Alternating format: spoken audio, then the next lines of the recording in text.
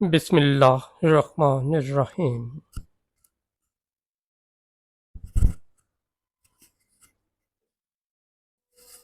پیر محمد کرم شاہ الازہری رحمۃ اللہ تعالی علیہ، علم، عدل اور عشق رسول صلی اللہ علیہ وآلہ وسلم۔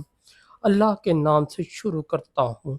آج کی یہ داستان ہے ایک ایسے بزرگ کی جس نے اپنی ساری زندگی علم پھیلانے، لوگوں کی رہنمائی کرنے اور امت میں عدل و اخلاق قائم رکھنے میں گزاری۔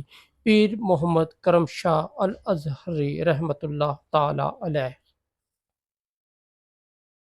پیر کرم شاہ 1918 میں ضلع بھیرا کے ایک سادہ گھرانے میں پیدا ہوئے۔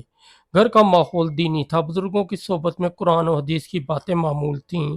بچپن ہی سے ان کی طبیعت میں نرمی، عاجزی اور سچائی کی کشش نمایاں تھی۔ جب دوسرے بچے کھیلتے وہ مسجد یا مدرسے میں بیٹھ کر کتابوں کی طرف دیکھتے۔ استادوں نے جلد پہچان لیا کہ یہ شخص علم کے لیے پیدا ہوا ہے۔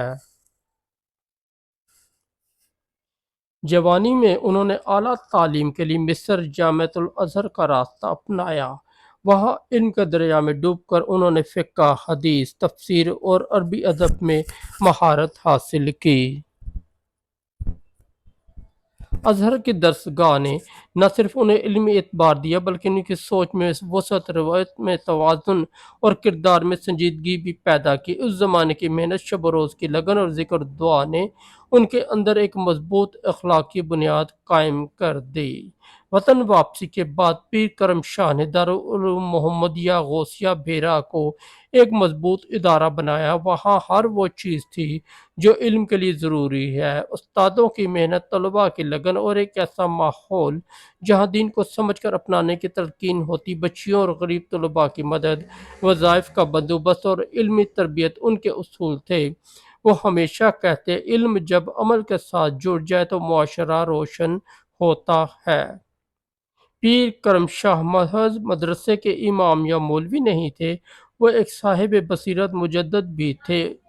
ان کی سب سے نمایاں علمی کاوش ضیاء القرآن ہے، ایک ایسی اردو تفسیر جس قرآن کے معنی کو عام فہم اور عملی انداز میں لوگوں کے سامنے رکھا۔ اس تفسیر کی خاص بات یہ تھی کہ پیر نے ہر آیت کے تشریح میں شرعی تقاضے، معاشرتی حقیقتیں اور انسانی نفسیات کو یکجا کیا تاکہ قاری نہ صرف علم سمجھے بلکہ اسے اپنی زندگی میں اتار سکے۔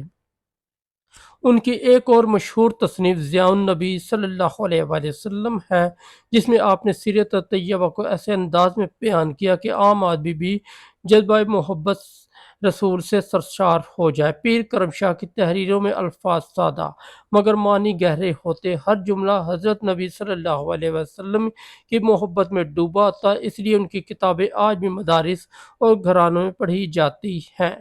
ایک پہلو جو اکثر لوگوں کے لیے حیران کن ہوتا ہے وہ یہ ہے کہ پیر کرم شاہ عدل و انصاف میں بھی نمایاں تھے۔ آپ نے قیادت کے ایک ایسے شعبے میں بھی خدمات انجام دی جہاں دنیا اور دین کا تقاضا دونوں دیکھنے کو ملتے ہیں۔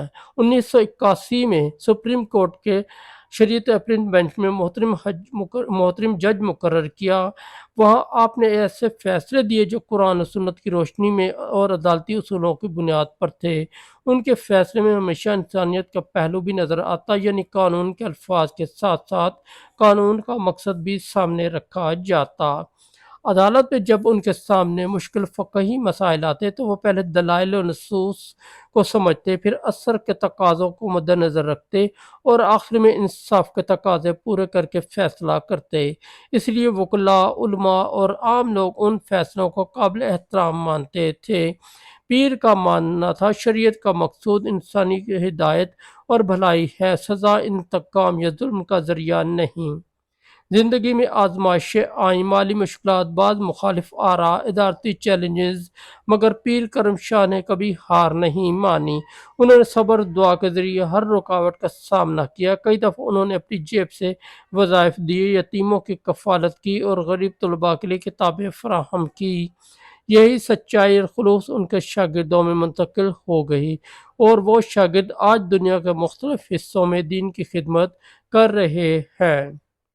پیر کرم شاہ رحمۃ اللہ تعالیٰ علیہ کی زندگی کا ایک بڑا سبق یہ ہے کہ علم صرف کتابوں تک محدود نہیں رہنا چاہیے۔ علم کو دوسرے تک پہنچانا، اسے عمل میں لانا اور انسانوں کے دکھ درد میں شریک ہونا ضروری ہے۔ آپ نے یہی کہ آپ کے مدرسے میں نہ صرف دروس ہوتے بلکہ لوگوں کی تربیت، اخلاقی رہنمائی، سماجی خدمات بھی کی جاتی۔ اس لیے ان کے شاگرد صرف عالم نہیں بلکہ اچھے انسان، اچھے بیٹے، بیواؤں کا سہارا اور معاشرے کے شفیق باشندے بنے۔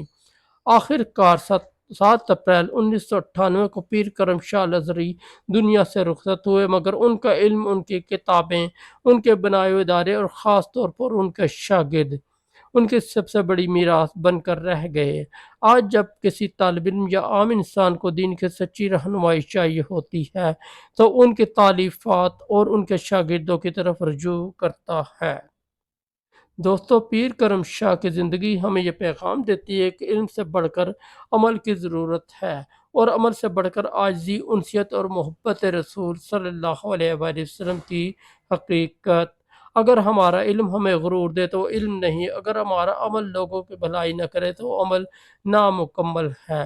پیر نے ہمیں سکھایا ہے کہ علم، عدل اور عشق رسول کا ملاپ ہی سچا معاشرہ بناتا ہے۔ اللہ تعالی ہم سب کو ایسے علماء کی اتباع کرنے اور ان کی سنت پر عمل کرنے کی توفیق دے۔ اللہ حضرت رسول اللہ صلی اللہ علیہ وسلم کی محبت ہمارے دلوں میں ڈالے اور ہمیں علم کو نفع پہنچانے کے قابل بنائے، آمین۔ اگر آپ کو یہ کہانی پسند آئی ہو تو اس چینل کو سبسکرائب کریں، ویڈیو کو لائک اور شیئر کریں، کمنٹس میں لکھیں کہ آپ کن بزرگان دین کی زندگی سننا چاہتے ہیں۔ بہت شکریہ۔